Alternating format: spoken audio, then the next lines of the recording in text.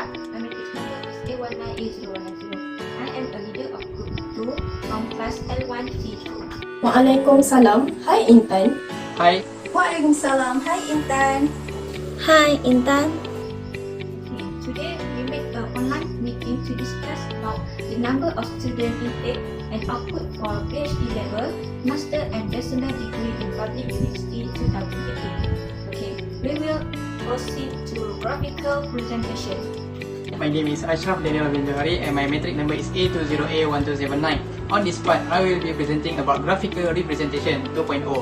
In this assignment, we use two types of variable, intake rate and output rate. Before we can start the calculation, we need to define the number of classes. We use 2k greater than n to determine the number of classes. Both variable has the same 48 sample, so we use 2 power of 6 equal to 64, which is greater than 48. For the class width, formula we use is maximum entry minus minimum entry divided by the number of classes. For example, intake rate 6712 minus 67 divided by 6 equal to 1108. So the class width is 1108. Same formula are used for the output rate. Next is the number of tally mark for a class. The tally mark are used because it will reduce the probability of the error in the frequency. Next is the relative frequency. The formula we use is the class frequency divided by the sample size. And last is cumulative frequency, which is every frequency added accordingly until the last frequency. For graphical representation, we use histogram and object, and we use intake as our sample for these two graphs. In histogram, we are using midpoint as x-axis and y-axis is the number of frequency. We can see that the midpoint 120.5 has the highest frequency, which is 27. For a GIF, we using upper boundary as x-axis and y-axis is the number of cumulative frequency. From this ogive, we can see that the line is increased. Thank you, Ashraf Daniel bin JOHARI. Next, we will proceed to numerical descriptive measure. Hi, my name is Hoon. Now, I want to present about the numerical descriptive measure. Numerical descriptive measure have a three category, that is measure of central tendency, measure of position, and the last one is measure of variation. Measure of central tendency is a value that represents the center of a distribution. Three most commonly used a measure of a tendency for ungrouped data is mean, median, and mode. Mean is sum of the data entries divided by the number of entries. Median is the value that lands in the middle of the data when the data set in order. Mode is the data entry that occurs with the greatest frequency. My name is SYAZA binti TAPAK and my metric number is A20A1896. I will present about the measure of position. So a quartile is one of 3 points that divide a data set into 4 equal groups. First quartile or lower quartile cut off 25% of data. So for data set of number student intake for PhD level, Master and Bachelor degree in public universities is 326 students, while for output data is 153.25 students. After that, the third quartile or upper quartile cut off highest 25% of data or lowest 75%. So for data set of number student intake for PhD level, Master and Bachelor degree in public universities is 2728.75 students, and data for output is 2436.75 students. My name is ASYIQIN BINTI YASSIN and my metric number is A281688. And I will continue for the measure of variation, which contains 3 parts: range, variance, and standard deviation. Based on the data, the intake for range is 6,645 and variance for intake is 3,332,249. Also, the result for standard deviation for intake is 1,825.4448. Meanwhile, for output, the range is 4,757, variant 119,751.1, and standard deviation for output is 1,480.456.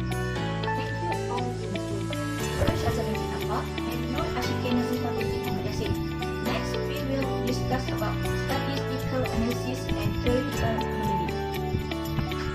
part, we want to talk about statistical analysis using SPSS software, right? So I will explain about numerical descriptive measure.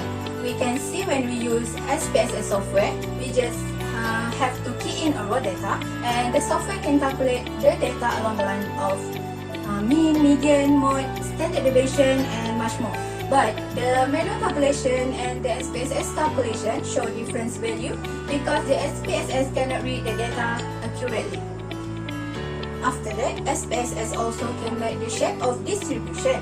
The shape of distribution taken from SPSS output is skewed to the right because its tail extends to the right and the mean is greater than the median and mode.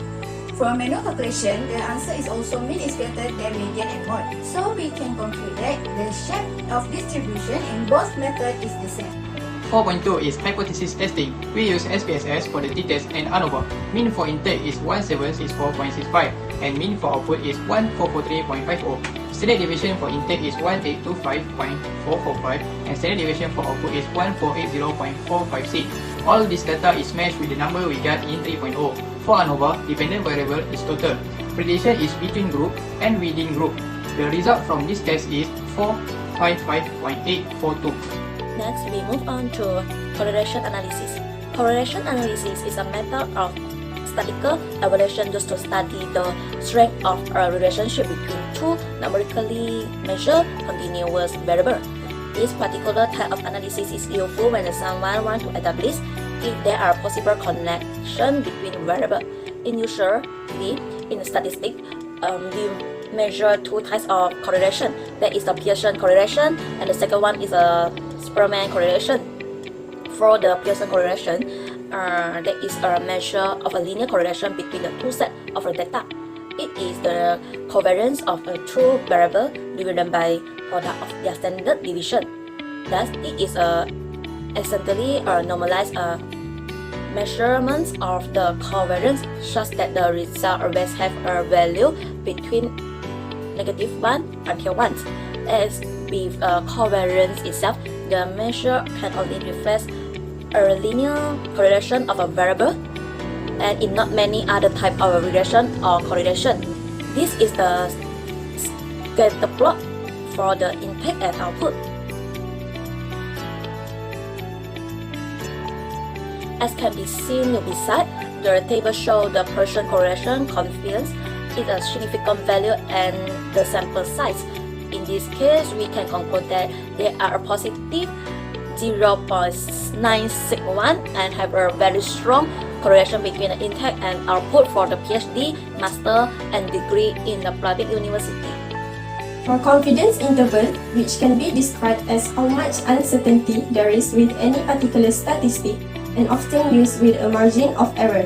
Based on the data, the significant level that being used is 0.05 for the number of students PhD, master, and bachelor degree with intake and output. The confidence interval for mean is 95% for both lower and upper boundaries. That means there is 95% probability that the population parameter lies within the interval. Okay, I will continue about theoretical modeling. Firstly, model summaries. So, we look at R or R square. The R square value is 0.877, which means 87.7% of numbers student intake and output in public university 2018. Can be explained by PhD level, master and bachelor degree. Next, test of normality. So, we will only look at the Kolmogorov-Smirnov test of normality. PhD intake give a p-value of 0.179. PhD output give a p-value of 0.002. Master intake give a p-value of 0.185. Master output give a p-value of 0.115. Degree intake give a p-value of 0.200 and degree output give a p-value of 0.200. The R square value is 0.877, which means 87.7% of number student intake and output in public university 2018 can be explained by PhD level, master and bachelor degree. Next, ANOVA. We will look at the p-value from from ANOVA level is more than 0.001, which means three variable PhD master degree can be used to the number of student intake and output in public university 2018. Lastly, we look at the coefficient. The equation of coefficient is BINTI input equal 158.313 plus 0.260x plus 0.390x minus 0.219x plus 0.48x minus 0.68x. That's all for today. Thank you so much for all members for joining our meeting discussion. See you later at another meeting. Thank you. See you later. Thank you everyone and see you all later. Okay, see you later. Thank you. Bye.